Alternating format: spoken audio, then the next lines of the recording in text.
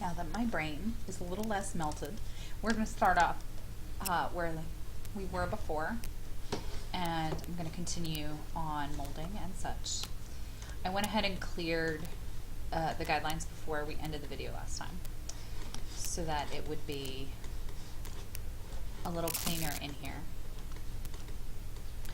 I need to do my baseboard over here, so I'm going to grab that. Now I'm double clicking a lot because when I double click on that, I'm actually hitting the side, which means I'm not getting all of this item. So make sure you get absolutely all of it. And actually it'll be easier for me to do this side. Just make sure that it's on that edge. Nope. It needs to be on that edge. And I don't actually have to zoom out. I can just select those two, grab the Follow Me tool, and hit that surface. Oh, did I copy it? I did not copy it. First mistake of the video. It's a good thing I go on over here. Grab it with the Move tool, tap the Control key to make a copy, put it back in my little bag of tricks over here. Let's see if I've already got my lines on this one. So I want to make sure that one, when I grab this with the Move tool, I tap Control. And two, just like our chair rail, I want to make sure that I put this item, this baseboard, on the componented side. You can also see that there's a line right here that's cutting through my surface, but when you take any item that shows you a surface, the Push-Pull tool, the Move tool, or the Selection tool, or the Follow Me tool, you can see that this is one clean surface. It's because that line is in the component, not in this surface. So I'm going to click it to create my baseboard, and I'm going to keep going. Now I'll show you again what I mean. I'm going to make a copy of this with the Control key. Now it would be really easy for me to place this here because that's kind of already in the orientation of my thingamabob, my stuff. It's already in the orientation, almost in the orientation of my baseboard. But if I grab my Move tool and put it there, now, see how these are two surfaces? I can't delete that because it doesn't match exactly. I'm getting a little bit complicated here. But what I could do is I could double click on this. I just Control Z back to before I made it one surface and move it very close without actually touching. So it stays one surface. It just gets very close. And as long as it's close enough for there to be no visible difference, then we're fine to actually make it right up next to it. See, that's close enough. That is good enough for government work, right? Now we're gonna grab Selection tool, grab it again, the Move tool, tap Control, and like we did with the chair rail, I'm actually gonna make it wrap around this corner. Not because it has to wrap around this corner, but because I'm going to find it easier than rotating. Can you tell that I don't really like to rotate? I'm not a big fan of the Rotate tool. I find it complicated and cumbersome. So I'm going to select my line, grab the Follow Me tool, and click. But yes, I find that tool very cumbersome. Don't like it. And if I can avoid using it, I will. Grab the Move tool. I'm going to do the same thing over here. I'm going to go ahead and make it around the corner. There we go. Just having a little trouble getting it to speak. And again, because this doorway is not a component, I want to make sure I end at it and not try and begin at it. Now what is up with that? We got a blank. I guess I'll just fill it in. There we go. Follow Me tool, click. I'm not entirely sure why there was a blank there. There's always a reason.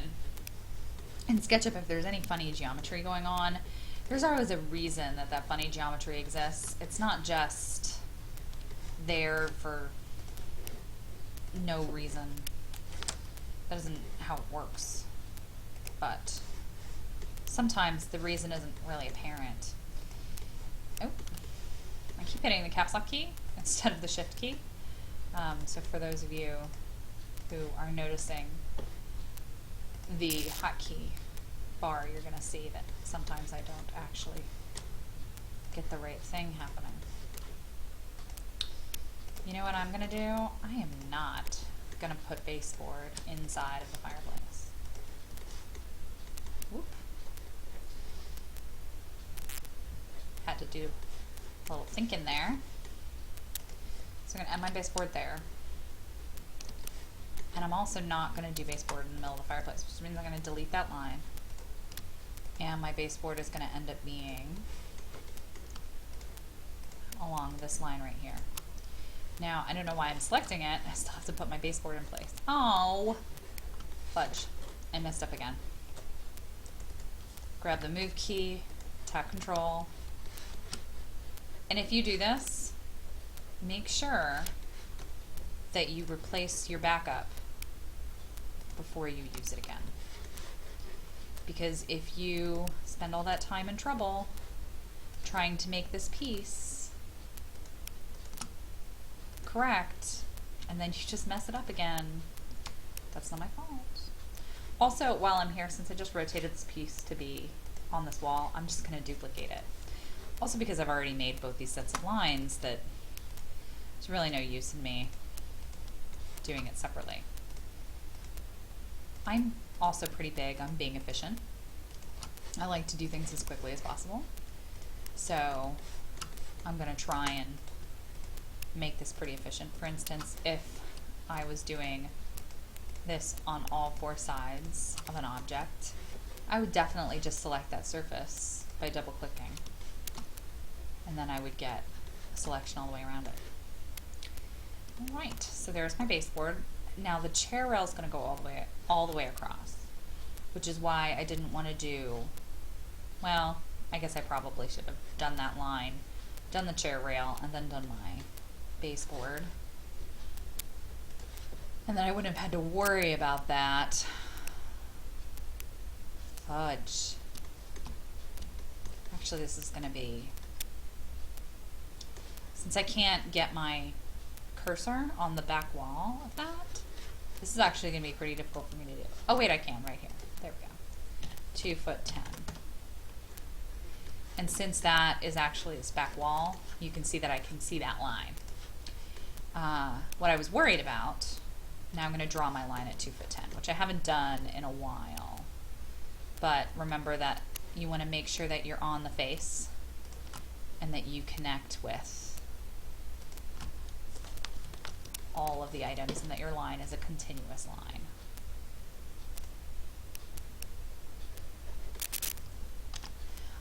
But as I was saying, I haven't had to build anything this way in a while because I've been just using the bottom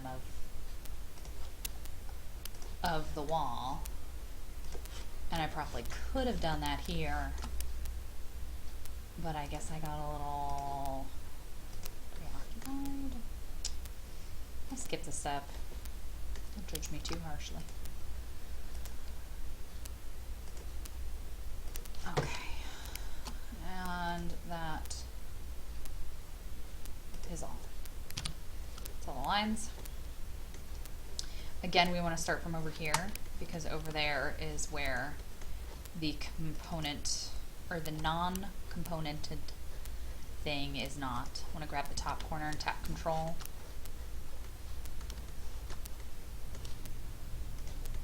Now this is really close to either edge, but not one in particular, so I'm going to go ahead and just make it on this edge, which means this is an extra line I don't need. It doesn't really matter.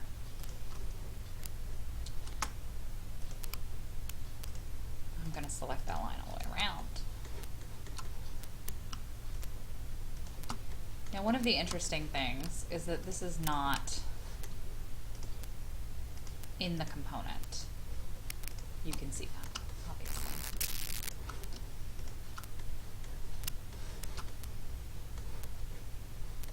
now I'm going to grab the follow me tool and click on that surface. Oh, does not appear to be a valid path.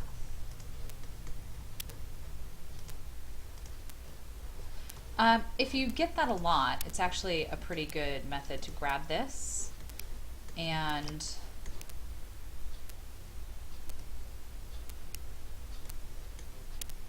ask it to follow the path.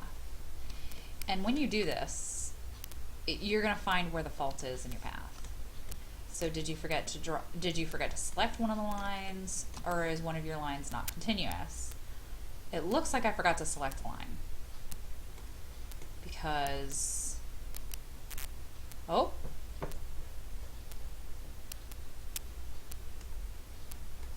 it appears that that is not continuous.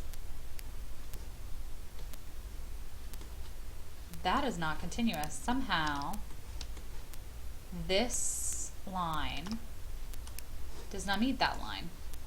I know it really looks like it does.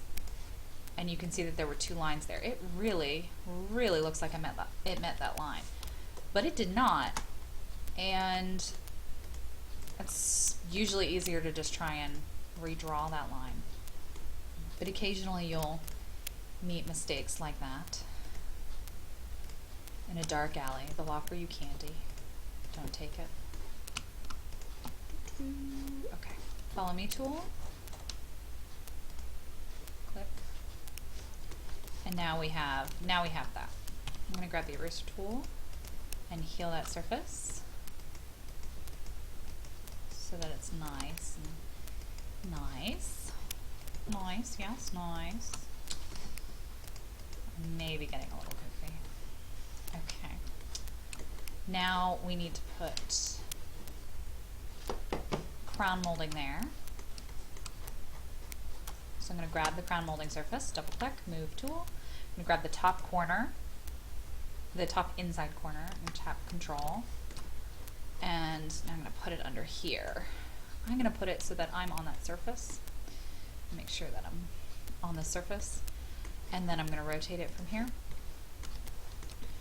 I don't want necessarily to have an exact, I want to match this angle here.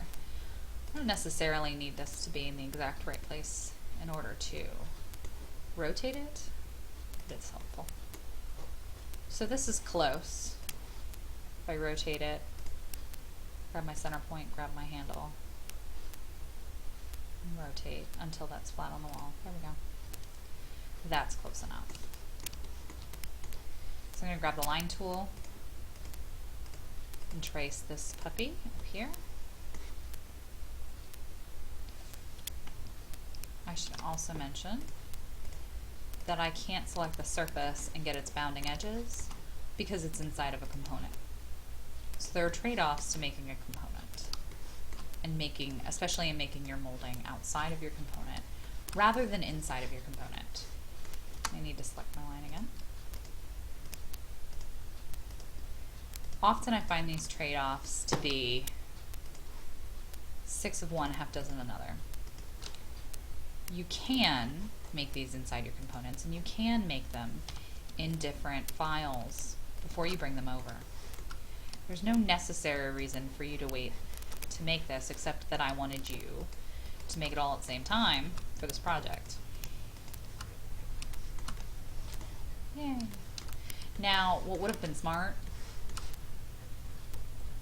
is if we didn't get lost inside of our set. What would have been smart is if we had grabbed this and duplicated it before we made our bottom section, because our top section is the same thing. But now we've got to grab it and use our rotate tool. Make sure it's on blue. Grab it, rotate to match this wall. Grab our move tool, grab it, and move it so that it is intersecting both here and here, and then do the same thing we did below.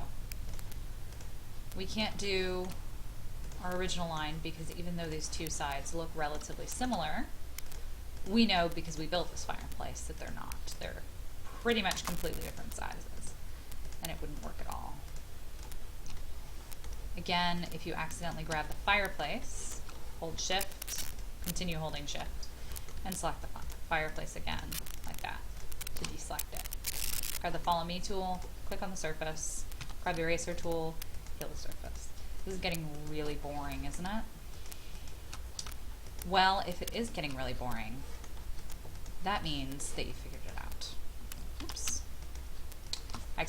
I accidentally deleted that there. Okay. So there is the fireplace without fluting and without the decoration up here. Now,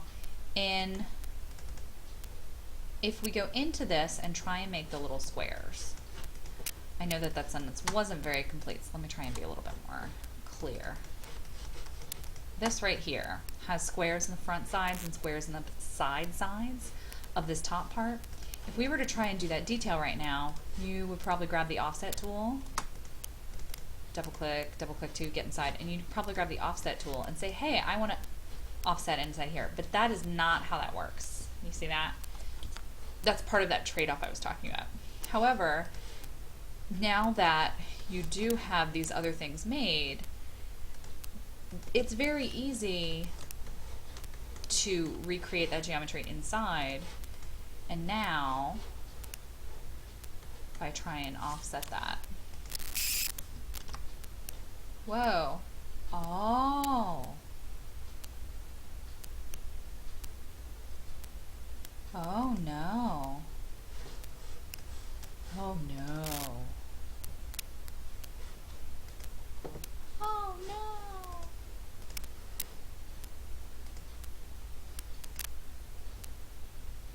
Oh no, it's not that one. Let's see. Computer, desktop. Yo. Autosave ground plan 3.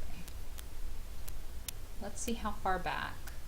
Here it is. So, I don't know if you just noticed, but my computer just crashed. Well, SketchUp just crashed. But it autosaved.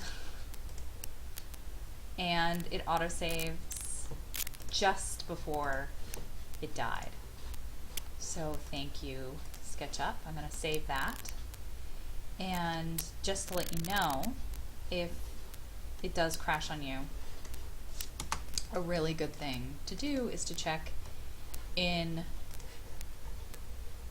the file that it was originally saved in for something called autosave with the same title.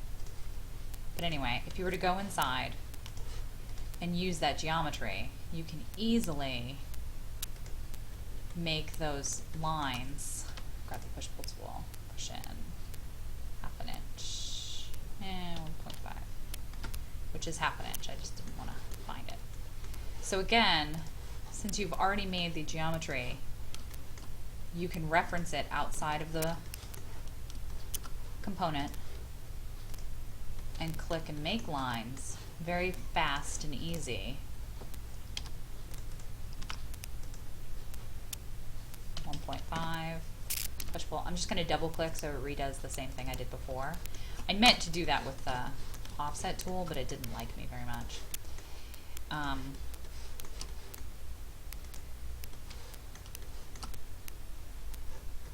Make sure that when you do that though that you're clicking the right piece of the icon or the right place of the wall, because if you don't click exactly on that corner, you're not really making a new surface piece.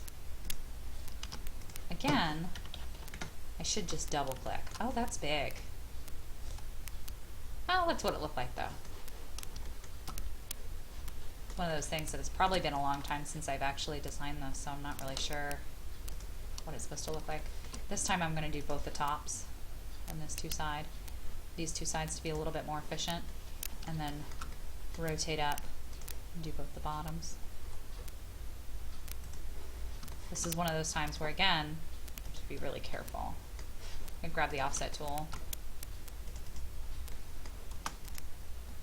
grab the offset tool, double click, grab the offset tool, double click, grab the push pull tool with P key, double click, whoop, wrong way, double click, double click. And now we have that nice little detail. Oh, I didn't double click the middle one. There we go. And they're all the same because I did the double click trick. Get it? The double click trick. Okay. click out of that mess in there. We've got baseboard, chair rail, crown, baseboard, chair rail, crown, cornice, base rail, chair rail, crown, cornice, door frames, cornice, crown, baseboard. There's one more thing to do, and that is I'm gonna do a little baseboard in the back. So you can tell I already did this earlier, but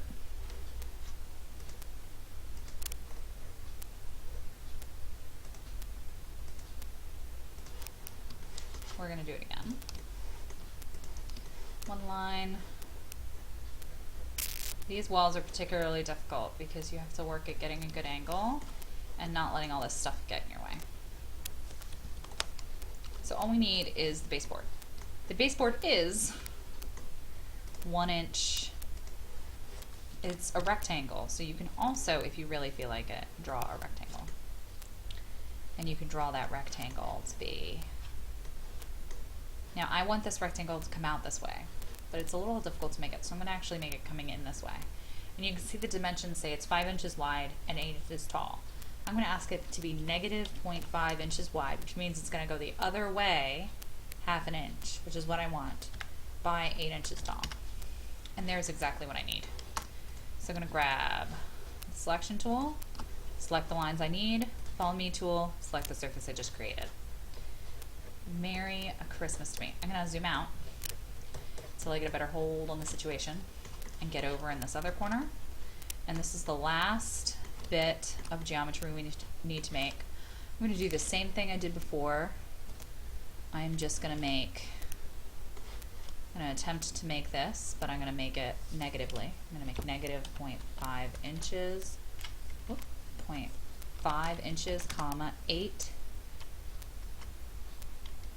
inches, 8 feet to make that. And I'm going to draw a line. Badoop.